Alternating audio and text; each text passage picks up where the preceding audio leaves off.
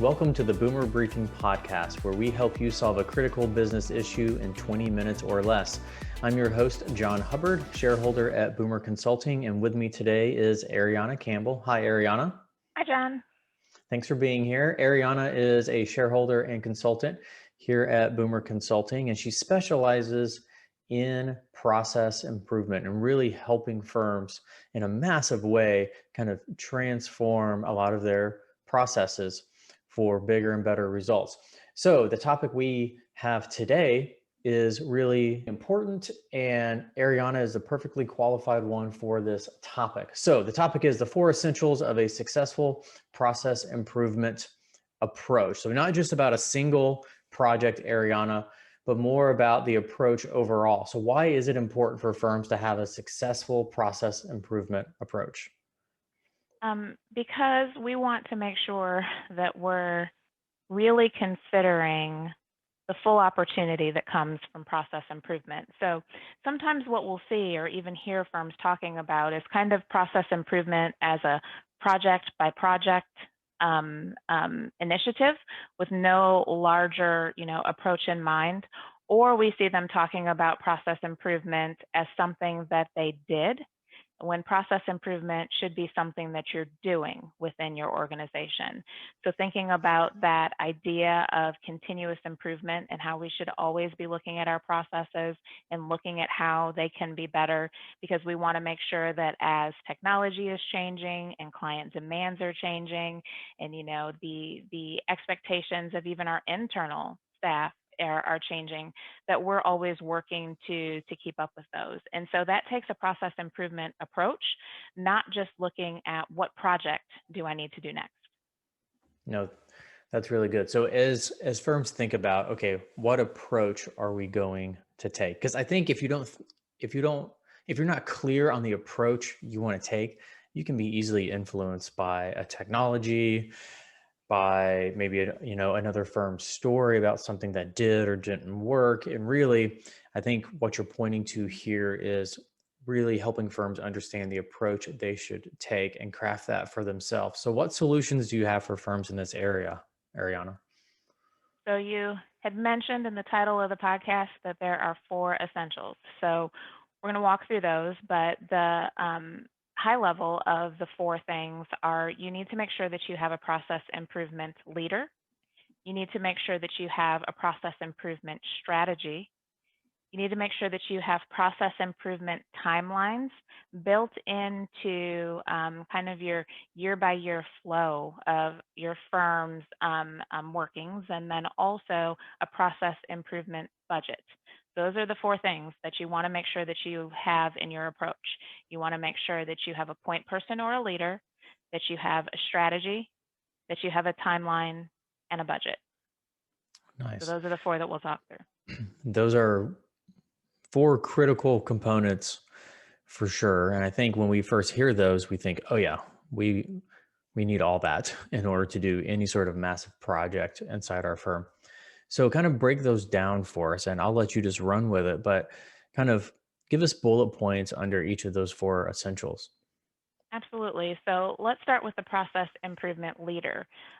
If there's not a person who has really been designated to be the lead on process improvement, then it is difficult, very difficult, to make sure that those initiatives are staying on track, especially keeping in mind, as I said earlier, that process improvement is something that we're doing, not something that we did. So in firms that are really leading in process improvement, there is a point person who is the lead on process improvement. There may be other people that make up that team of process improvement, and it's falling under operations, because process is being elevated to that level where it's becoming a part of the operations of the firm. But there's a person who's in charge of and accountable to really guiding the direction of what is happening as related to process improvement. And that kind of ties into the next one, which is the strategy. So that process improvement leader is in charge of really making sure that the strategy around process improvement is moving forward. So when you think about your process improvement strategy, it should always support the strategic plan and the strategic goals of the firm. When you think about goals that you have in the firm for tax, for audit, for client accounting services, for consulting, for operations, process supports all of those different areas. And so we want to make sure that you're putting together a strategy for process improvement that supports that strategic plan. So what processes do we need to be looking at this year? What's going to be on the horizon for next year? Thinking about impacts that we know are coming with a technology that we're considering. What process are we going to need to change? And you want to build that in to an actual strategy that includes strategic objectives and initiatives. It also includes metrics. What are you expecting to see as a result of making those process improvements? And most importantly, who's responsible? Ultimately, the process improvement leader is responsible for the strategy as a whole. But when you look at those individual projects that are part of that strategy, you want to make sure that you have point people who are helping with those. So that's the leader and that's the strategy. The next part that's really important, and that should also be part of the strategy, is the timeline. So we all know that there are there's some cyclical natures within CPA firms. And with that, we need to be thinking in advance of when is the best time to really initiate, complete, and implement the specific process improvement initiatives that we have determined when we put together our strategy. So we want to make sure that we're going to have the resources available, that we're going to have the time available, that when we're thinking about what else is happening across the firm, that it makes sense. We often will see firms say, oh my goodness, we see a problem, we need to do a project. You want to be proactive, not reactive, and think about what timelines make sense and build in time into the firm's annual calendar for process improvement. And then the last one is the budget. So when we think about process improvement, is there a line item that you have built into your firm's budget for process improvement? Typically, there's a line item for technology, and we know what our technology spend is going to be for the year. But what is your process spend going to be for the year? Now, what would go into that? At the very basic level, the internal resources that you're going to need to spend in order to focus on process improvement. If you have a role that's focused on process improvement, that might fall under that budget. If you're looking for outside help to be able to give you an additional perspective because you don't know what you don't know when it comes to process improvement, that would fall into that budget. So we want to make sure that we are allocating resources appropriately so that process can really be elevated to the level that it should be within the firm. So I think most listeners would agree with those 4 items. If I had to pick one that's probably the biggest change for firms, or maybe even just kind of maybe calling it the wild card of the 4 in terms of, oh, I didn't expect that to be one, I would probably say that's the budget, the process improvement on the budget. But I can already connect the dots and see how incredibly valuable that would be for a firm to do that. So have you, are you now seeing firms actually put in their budget room for process improvement? And if so, how have you seen that? And this is kind of getting to the results piece. How have you seen that just really benefit them? Well, one of the first steps and transitions that we've seen for firms is really untangling process from the technology budget. And, we'll have conversations with firms about how those are actually 2 separate things.